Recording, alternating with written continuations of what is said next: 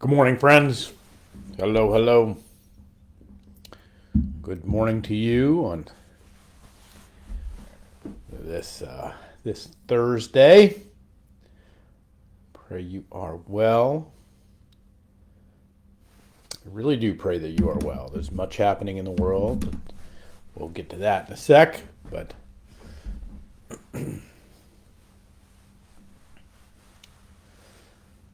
hey, Jamie. Glad you're doing all right. Morning, everybody.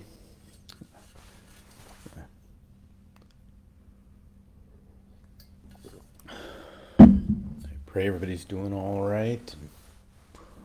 Holding together in these heavy days. It is good morning, everybody.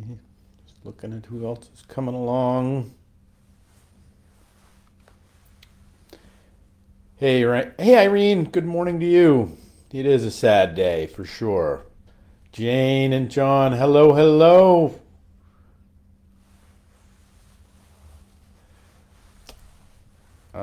Good morning, Vicky. Glad you're here. You doing okay? Good morning, everybody.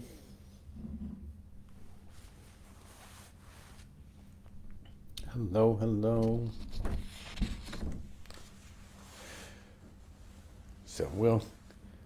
All right, friends. We are about there. We'll get going this morning. Take one more little mug up here. All right, good morning, friends. It is this Thursday, the 26th day of October at 11:11, and I am especially glad today that you are here. It is a heavy day here in New England for a couple of reasons, actually. Here at First Congregational Church, one of our dear ones, Beverly Freitas, passed into the next life last night. So, surrounded by her kids and those who loved her, and Barb was there, and so she's been such a light here at First Congregational Church, and she will be missed. So hold them in your prayers, and if you look to the wider world and my beloved state of Maine, there's been an incredible act of violence there in Lewiston, Auburn, as you may have heard about, which is, as far as we know at this point, 22 folks who have been killed, and many more injured and wounded, and all those my folks I know in the hospitals up there are all hands on deck, tending to the police with a whole lot of uncertainty right now in terms of the still belief around a manhunt that's going on. So for the perpetrators of this act, so there's a lot of heaviness, a lot of sadness in the outbreak of evil in the world. It is our confrontation with these harsh things that come, I think, truly in the many ways that it is violence that most tears at the fabric of shalom. You see, the creation is the creation of peace. With that actually, we look at the creation, we look at how the creation unfolds, we look at how our bodies are supposed to unfold, the way blood is supposed to move around, the way oxygen is to move in, the way trees are part of that, our participation in that. There's a peace in that, and that doesn't mean it's not dynamic. That doesn't mean it's not moving. It's actually moving all the time. It's moving radically, and it is wildly dynamic. But in that dynamism, there actually is this way in which however, the breaking of that in its unhealth, whether we find ourselves in illness or sickness, or like we find ourselves today facing violence. Violence not that is to is that is about feeding or creating life begetting life or violence. Not, we're talking about violence that is simply in the act of breaking shalom, the act of evil, which is truly just about the breaking of the natural order of the peace of things, not in defense of a larger good, not in, but simply that moment. And it called to me this morning as I was kind of praying on this notion that of these places in Bible where this breaks out, where there is this confrontation of the same thing. And I want to read a little passage for you today, and maybe pick at a little bit, because I do actually think there's some gems in it for us as we kind of have heavy hearts and reeling minds, and maybe some latent fear and some anxiety about what actually is happening and what has taken place. And it's a piece of the story of the flight of the Israelites from Egypt, the Exodus story. Now, if you don't know, or if you need to be reminded, that the Israelites, the people of Israel, are become slaves in Egypt, and they simply and Moses goes to Pharaoh and simply says, "Let my people go," and there's a lot of drama and plagues and frogs and all sorts of stuff, but at the end of the day, the Lord steps in and rescues the people of Israel by taking them across the Red Sea, by having Moses strike his staff upon the sea, and creating a space for them to pass through, and that when the Egyptians pursue them with their chariots and with their horses and with all of the great technology, the sea recedes, the walls recede, and they are drowned, and the people are rescued.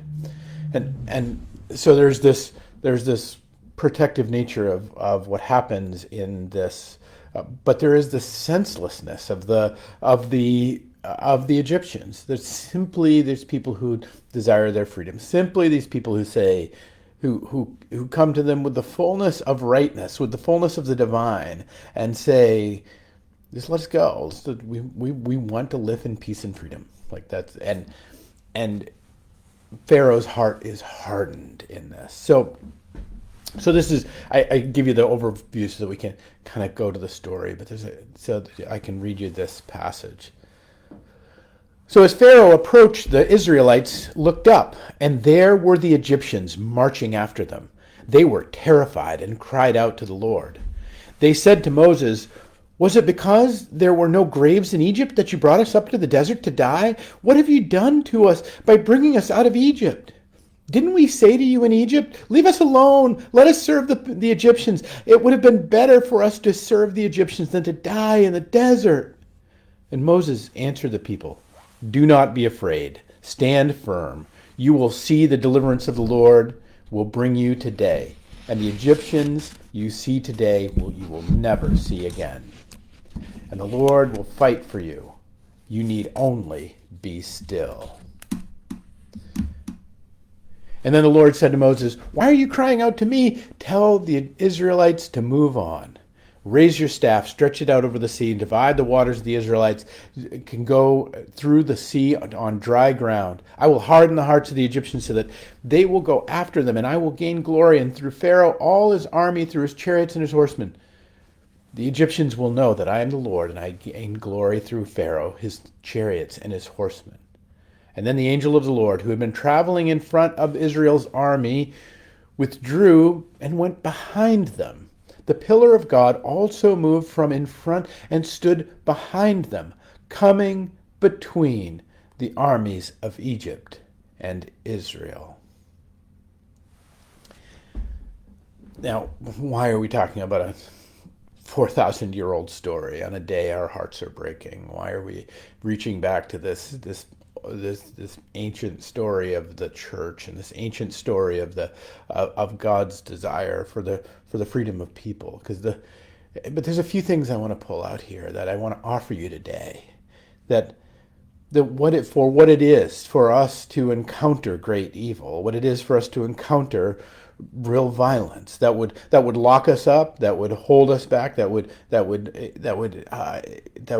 encroach upon our lives, that would even end the lives possibly of people that we know and we love. That this encounter with Pharaoh, this encounter that the first thing that the Israelites are doing is they are afraid, and that that there's this way in which they want to go back. And so my first encounter of this is that it is ours to encounter that fear. That whenever we encounter the breaking of shalom, again, I tried to define that before. This purposeful breaking of the peace of the world, not that you got to hold somebody back, not that you got to set a boundary, but we're talking about the shattering and the breaking of people and bodies and peace as it is. When we encounter the purposeful breaking of shalom, there is a way in which we contract. There's a way in which we pucker up in all sorts of ways. There's this way in which this fear comes to us, and that we must contend with it. And that our encounter with that, it does not mean we are not faithful. It doesn't mean we don't believe in God. Our encounter with the profound grief that comes with that doesn't mean that we don't believe. Doesn't mean we're a bad person. It is a natural byproduct of what happens when we encounter the breaking of shalom. But here's what Moses says: the Lord will fight for you. You need only to be still. In the resurrection story in John 20, everybody is running. Peter is running. The disciple Jesus most loved is running. Everybody's running. It's only Mary that stops running. And when Mary stops running, then she sees Jesus. Nobody else sees Jesus in the entire story on the day of resurrection. No one else sees him. It's Mary that goes back and will tell them about her encounter with Jesus.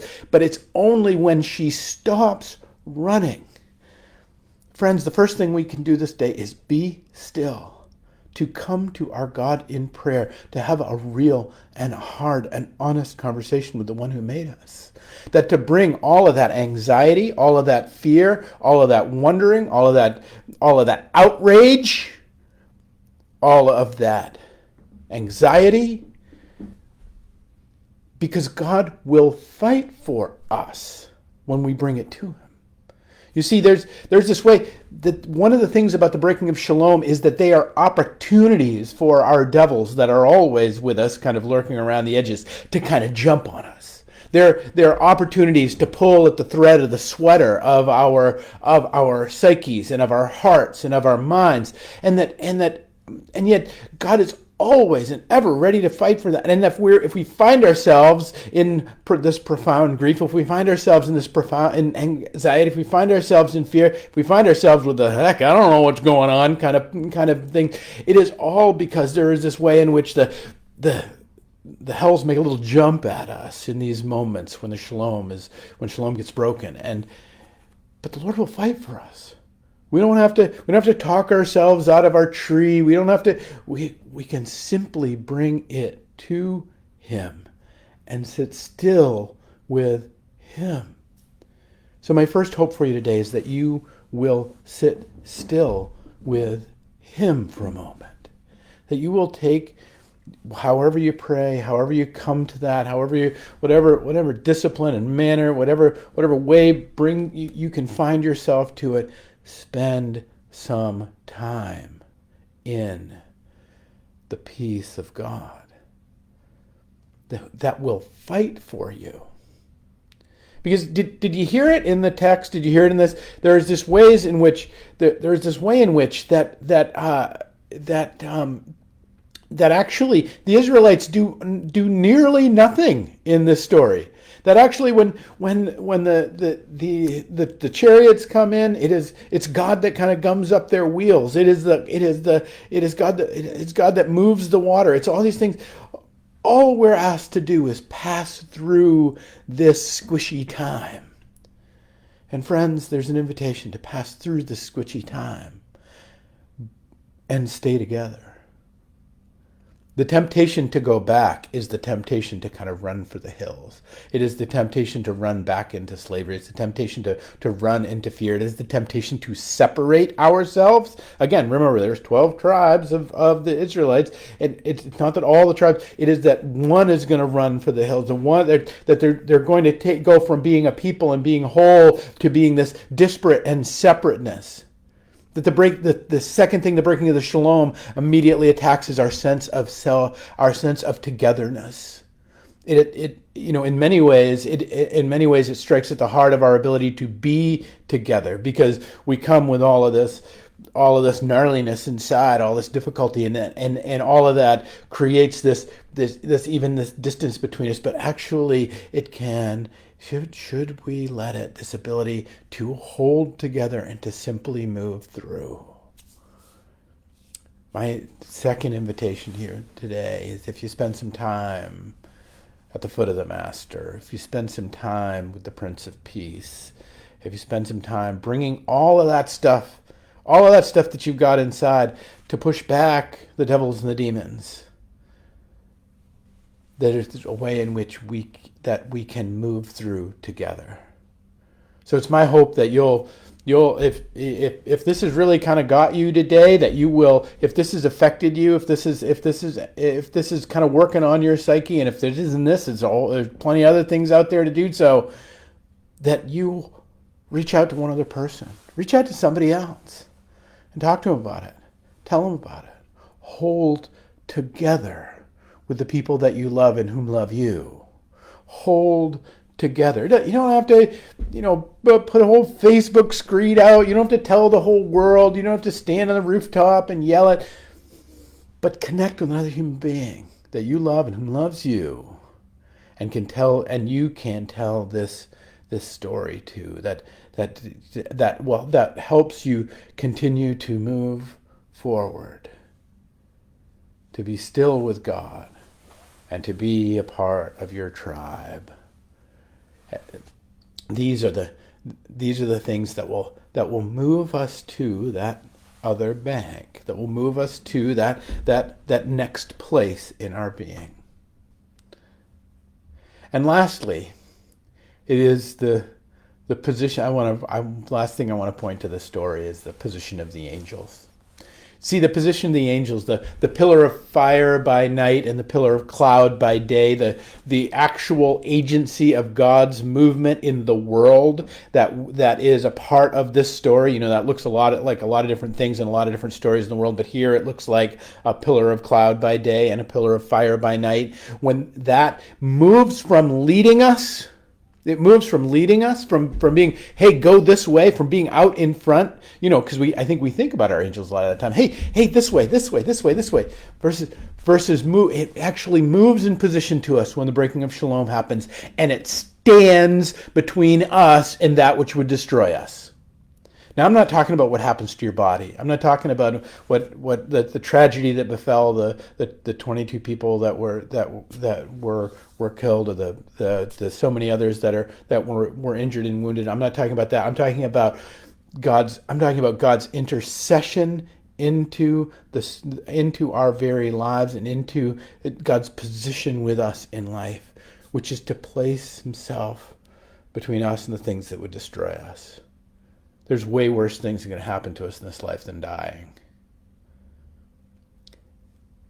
And God comes to us in this day, in this hour, when the armies seem to be besetting us, and stands himself between the both of us. Between us and the thing that would seemingly destroy us. Trust that. Trust that. Trust that the grace that you're going to receive today, whatever it looks like, and it might be hard grace. It might be difficult. It might be, but the grace you're going to receive today is going to be enough, because God's standing not behind you, going like, "Oh, I hope you make it," but truly standing in between you and the thing that would destroy you. That both the fire and the smoke, the pillar of God's presence in your life, has placed itself where you cannot be destroyed. And again, I'm not talking about bodies. Bodies will always break. I'm talking about your life in goodness and grace and mercy and joy and truth and beauty. You didn't make you. You didn't make creation. You didn't make shalom. So you can't destroy it. It can be wobbled. It can be wanky. It can be even broken for a moment. But it will always, in the grand movement of the Lord's grace in this world, be restored to us. It will always find its way home. In 2 Corinthians 12, Paul writes to the church in Corinth, and this is late in Paul's ministry. Things are going bad. They're not. He writes to the church in Corinth with this encouragement of simply letting no matter how hard they get pressed on, of trying to encourage them in their affliction, in their being afflicted, they're being beat up, trying to encourage them in that, because they're an outpost church. They are outnumbered and surrounded in a whole lot of ways by a whole lot of things that are coming at them all the time. A lot like, I think their state is maybe a little bit like our state in these days. And Paul writes this. But he said to me, "My grace is sufficient for you, for my power is made perfect in weakness. Therefore, I will boast all the more gladly about my weakness, so that Christ's power may rest on me." Friends, in the places you're feeling weak today, lean upon Christ Jesus. Lean upon the one who made you. The Lord will fight for you. You need only stay still. The Lord will fight for you. The Lord has already deployed his forces in front of you to protect you, not always in body but the things that really matter: the truth, the beauty, the grace of your life, the eternality of your existence and your being. It has already been won. It has already been overcome. It is already yours and filled with life and life in abundance. This day that we find ourselves in the muck, this day that we find ourselves maybe with a heavy heart in losses and in grief and in the breaking of shalom and violence, in this day, surrender to the one who made you and trust and know that his grace is sufficient. His goodness is enough, not only to get us out of this thing, but to have even the most horrid things redeemed in his own good time. Friends, bring your weakness to Christ Jesus today, in prayer, in fellowship and love with somebody else, and in trust that he stands before you, and that before anything bad would ever get to you, he already has you in the palm of his hand. All right, this is my hope for you today. We will continue to pray for the state of Maine. We'll continue to pray for those whom are injured and whom we love. We'll continue to pray for goodness and for grace and for the restoration of shalom. We'll continue to pray for Bev's family and for those who are hurting and wounded in our community. And we'll continue to bring our weakness, knowing God's grace is sufficient. Peace and grace to you, my friends. And we'll pick it up Tuesday with another 11:11.